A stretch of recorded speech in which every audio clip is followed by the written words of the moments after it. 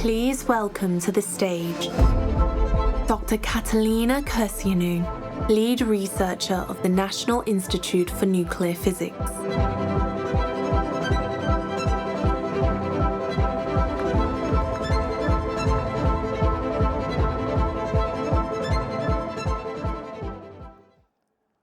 Welcome.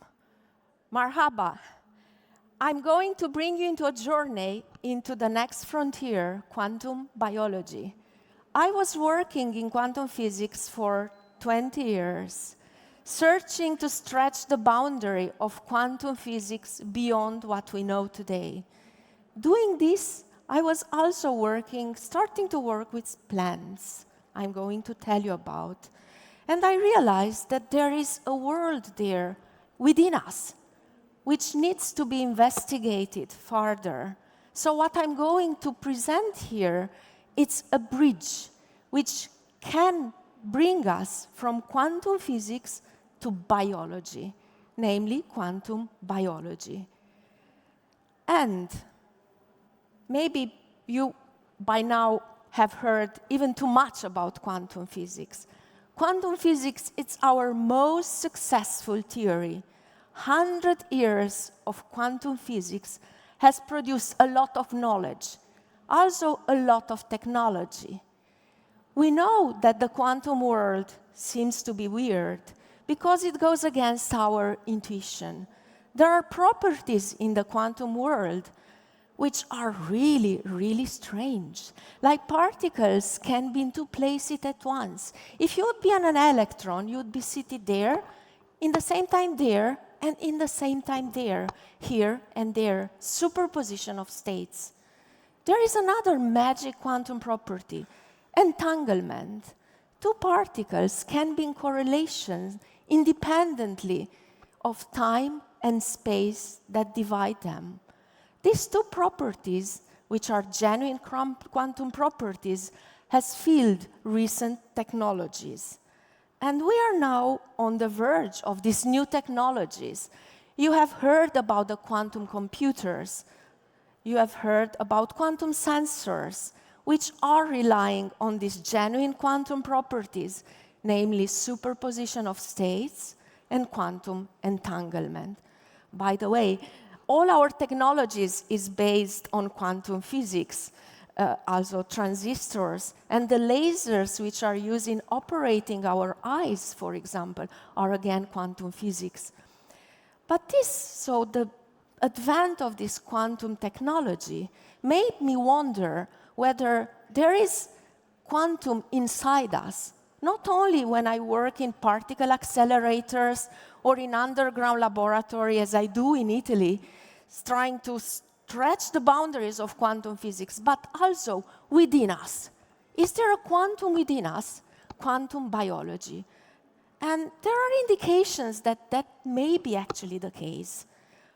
Did you ever wonder how birds find their way when they are migrating thousands and thousands of kilometers?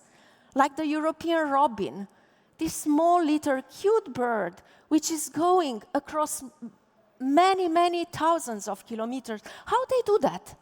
Do they have the capacity to look at the stars?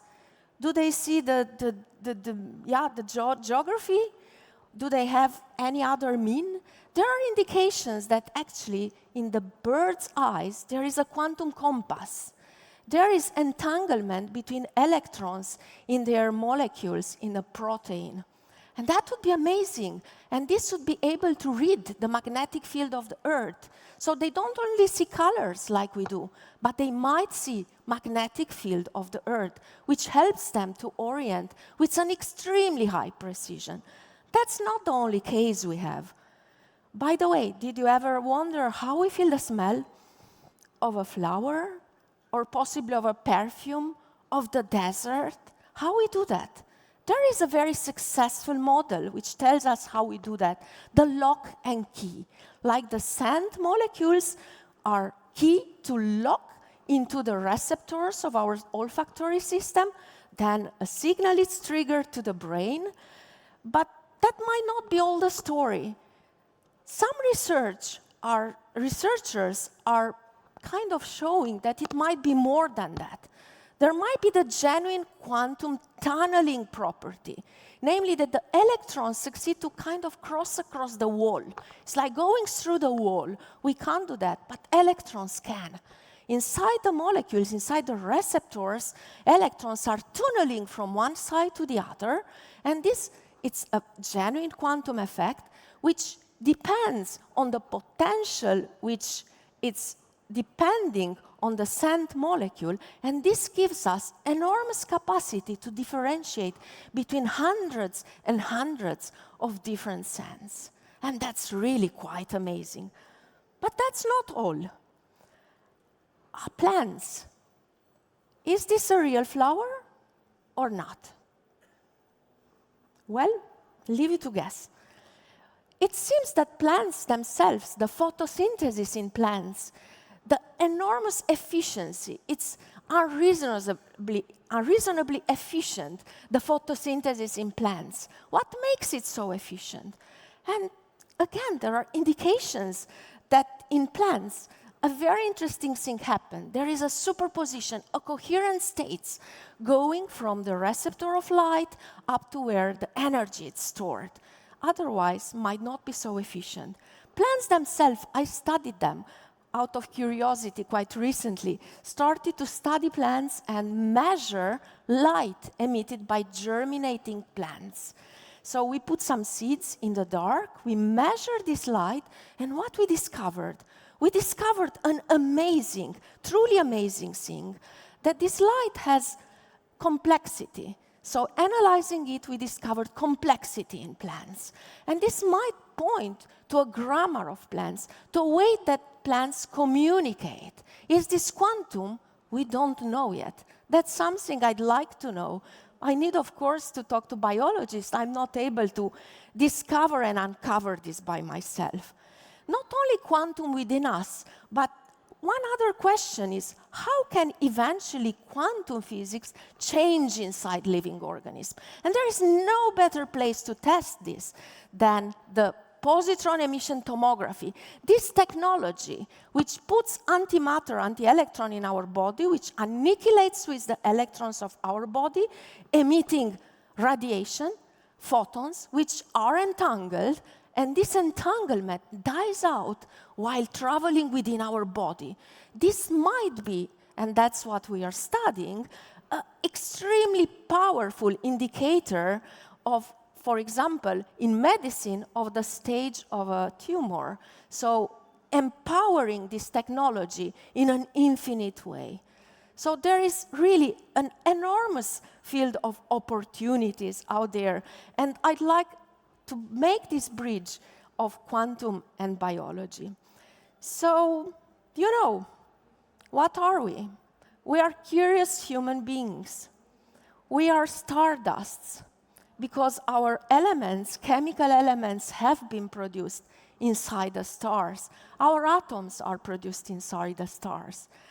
And being as curious beings as we are, I think it's the right time to ask questions about life, about what is life, as Schrödinger, one of the fathers of quantum physics, did about 100 years ago. We still didn't answer this question. We may be a step closer by trying to open the door towards a better understanding of quantum physics and its genuine properties, like superposition of states, and of what Einstein called spooky action at distance, namely the entanglement, this capacity of two particles. Isn't this amazing? I have one electron here, one on the moon. I do something on an electron here, the one on the moon feels it immediately. Isn't that amazing? Are these properties fueling our life? Are they important for life? Can they be a way that life used to communicate? Can they explain the engine, the fabric of life? So that's what I'm proposing here. And that's what Foundational Questions Institute is going to investigate. We are looking for partners interested to do this. Of course, for the sake of knowledge, but also because this might represent the next border on technologies, quantum technologies within us. And with this, I really invite you to follow me, and let's open this door towards a new world and a new frontier, and investigate it towards understanding better who we are. Are we part of the universe, or is the universe part of us? Thank you very much.